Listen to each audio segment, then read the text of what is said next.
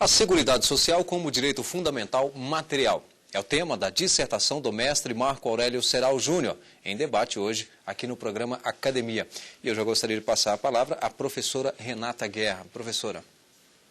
Muito obrigada pelo convite. Primeiramente, eu gostaria de parabenizar o doutor Marco Aurélio Serral pelas suas considerações do seu trabalho, da sua dissertação. Realmente, nós estamos carentes no Brasil de estudos a respeito da Seguridade Social, principalmente nesse viés trazido pelo professor Marco Aurélio, que é no sentido de dar uma visão constitucional do tema, né? Nós precisamos realmente trabalhar a Seguridade Social não apenas no seu viés econômico, que é o que a gente tem visto, mais os trabalhos hoje em dia de academia, muito voltados para a área econômica, a questão do crescimento econômico do país, que é também importante, mas nós não podemos esquecer que atrás disso, atrás da Seguridade Social, nós temos aí principalmente a questão da pessoa que tem uma condição social mais carente, né? Então, realmente é bastante interessante o trabalho do professor nesse sentido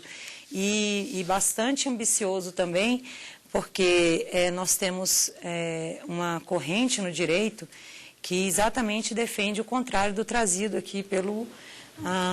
nosso dissertante, né, que é o professor Marco Aurélio, no sentido de que a Seguridade Social, né, os direitos que estão previstos no rol da Seguridade Social, não seriam direitos protegidos pelas cláusulas pétreas do artigo 60 da Constituição, né?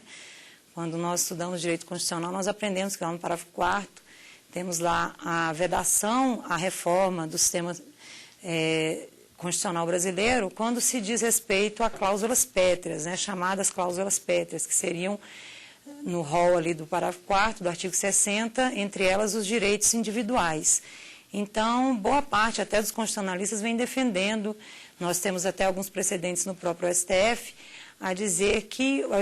a Seguridade Social, por ser preeminentemente um direito coletivo, digamos assim, né, que visa a proteção da coletividade, não estaria inserido nesse rol. E o trabalho, então, do Marco Aurélio Serral nesse sentido é bastante interessante, porque ele nos convence de que, apesar de que numa visão de todo nós estamos diante de direito coletivo, mas sem dúvida nenhuma atinge aos interesses individuais, principalmente daquelas pessoas que, a partir, né, do princípio da dignidade humana, como ele traz no trabalho dele, então bastante interessante. Nesse sentido, né, que ele traz essa questão da Seguridade Social, então, como um direito e garantia, e digo aqui até individual, ainda que indiretamente, né, essa justa fundamentalidade material, eu enxerguei no seu trabalho, não sei se estou enganada nesse ponto, que ele, então, está inserido, sim, nesse núcleo da Constituição, que seria imutável, né? Pelo menos enquanto essa Constituição tivesse a pretensão de permanência. Nesse sentido, eu gostaria de saber do autor o que ele entende a respeito, o que o senhor entende a respeito dessa PEC 233 de 2008, que está tramitando no Congresso, sobre a extinção da COFINS, do PIS, do PASEP, da CSLL, sem uma previsão de outra fonte de custeio da Seguridade Social, se essa PEC não se encaixa exatamente no que dispõe esse parágrafo 4º do artigo 60. Se eu estou defendendo, né, pela defesa de que se trata de um direito de garantia fundamental, e se há uma PEC que visa o corte da fonte de custeio da Seguridade Social sem trazer uma fonte alternativa explícita, se isso não seria uma emenda tendente a abolir o sistema da Seguridade Social, ou pelo menos a segurança desse sistema. Concordo com a professora Renata, a supressão das contribuições sociais, essas contribuições que estão na PEC que trata da reforma tributária, não trazem um impacto direto, imediato à Seguridade Social. Não acarretam uma supressão formal dessa instituição da Seguridade Social. Porém, trazem um abalo muito grande ao orçamento da Seguridade. Então, esse direito que é fundamental e fundamental material, como expusemos anteriormente, ficaria, se não suprimido, mas pelo menos afetado, não formalmente, através de normas, mas ele teria um grande prejuízo à sua concretização, à sua efetivação. Professor Marco Aurélio Souza. Bom, primeiramente, parabenizar o professor Marco Aurélio Seral pela excelência do trabalho apresentado, pela novidade do tema e principalmente pela liberdade de enfrentar posições jurisprudenciais e do legislador, enfim, que são caminham exatamente em sentido contrário ao que Vossa Senhoria tem proposto. Me chamou muita atenção em relação ao tema apresentado, né, a colocação da Seguridade Social como um direito fundamental material e, portanto, a sua presença no núcleo essencial de temas de uma Constituição, quando já na introdução você aborda a impossibilidade de se fazer um trabalho científico de maneira imparcial e jungida de neutralidade, ou seja, a necessidade do trabalho científico como uma proposta de concretização dessa proteção social aos indivíduos, né? Dentro dessa ideia, você então faz uma grande digressão, a partir do capítulo 1, de uma parte da teoria do Estado, teoria do direito, e até mesmo teoria da Constituição, desde a definição da Constituição, passando por questões como a noção de bloco de constitucionalidade, a legitimidade da Constituição a partir de uma visão consensual que é garantida pela soberania popular, a Constituição em sentido material como núcleo estruturante do Estado, e aí a visão da Constituição garantia do Estado liberal, da Constituição dirigente do Estado do bem-estar social, a Seguridade Social calcada no princípio da dignidade da pessoa humana, né, como principal elemento norteador, os fins do Estado, sob a ótica dos fins relativos, né, então uma visão intermediária entre o Estado meramente liberal e o Estado social extremamente abrangente, até de cunho interventivo em excesso, né?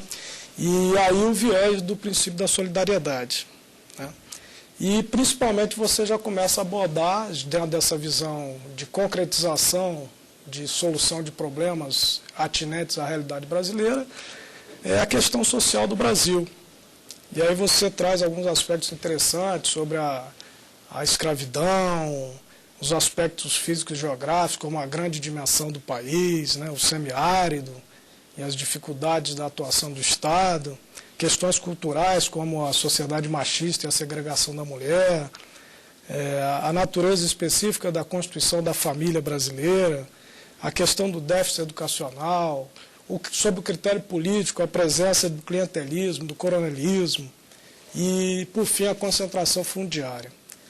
E, a par disso, você prossegue fazendo uma relação entre o histórico da evolução das dimensões dos direitos fundamentais em geral e abordando o papel do Estado desde a antiguidade nessa relação de proteção social aos necessitados. E aí você passa pelo constitucionalismo clássico, da criação do Estado liberal, do Estado absenteísta, fala do Estado do bem-estar social, né, com a sua característica de atuação positiva na consolidação desses direitos fundamentais, inclusive, né, na ótica dos direitos sociais, culturais e econômicos. E você traz a visão, aí me parece preponderante do seu trabalho, da questão do momento, da vivência e da influência da visão neoliberal sobre o modelo atual de Estado. Me parece que tudo está relacionado à questão do papel do Estado na Seguridade Social, né? E como se dará essa proteção para que esse papel do Estado não seja minimizado e, consequentemente, a proteção social seja fragilizada, né? Então, parabenizar, porque é uma questão realmente pontual, bastante importante e que vivencia um processo de fragilização realmente, né? Dentro dessa ótica, eu queria propor a você um questionamento a respeito desse processo de adaptação da questão previdenciária no Brasil a essa visão neoliberal, como disse a professora Renata, sobre uma ótica econômica, sobre uma ótica atuarial. E nós temos vivenciado aí, ao longo dos últimos anos reformas constitucionais sucessivas nessa matéria previdenciária, começar da emenda constitucional 20, de 98, depois a emenda 41, de 2004, e posteriormente a emenda 47 da PEC paralela.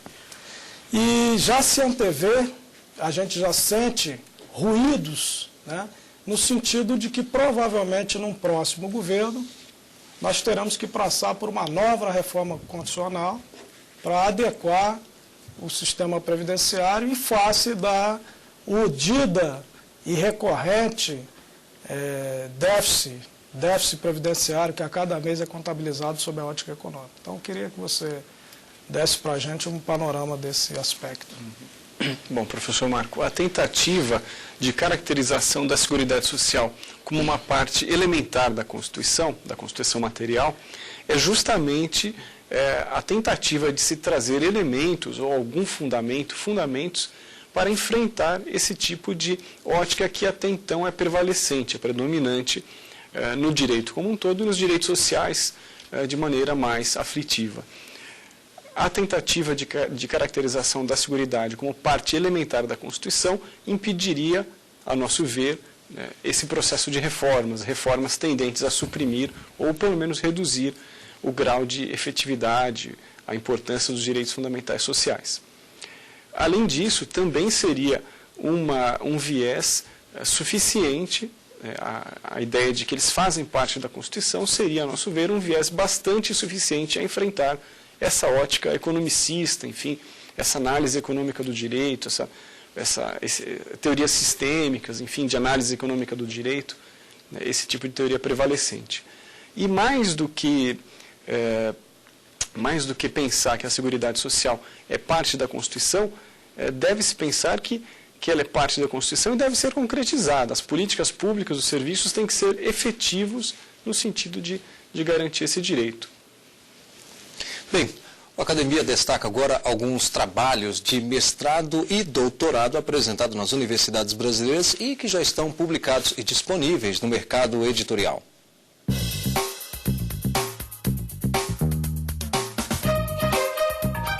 Individualização da pena do mestre em Direito Processual Penal pela PUC de São Paulo, Guilherme de Souza Nutti, publicado pela editora Revista dos Tribunais. A função social dos direitos autorais do mestre em Direito Civil pela Universidade do Estado do Rio de Janeiro, Alan Rocha de Souza, editora Faculdade de Direito de Campos. E você confere agora a experiência de mestres e doutores.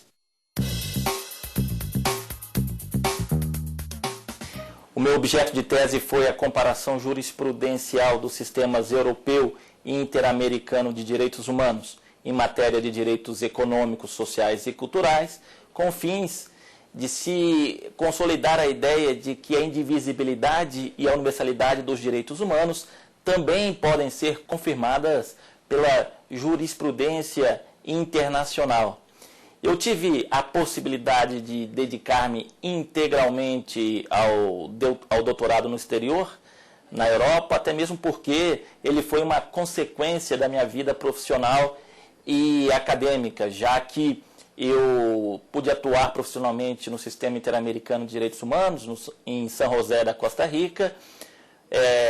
fiz o meu mestrado em Relações Internacionais no Sistema Interamericano de Proteção dos Direitos Humanos e o doutorado foi uma consequência dessa minha vida pregressa. Vamos interromper para um pequeno intervalo e voltaremos com as considerações sobre o debate da dissertação A Seguridade Social como Direito Fundamental Material, do mestre Marco Aurélio Serral Júnior. Até já.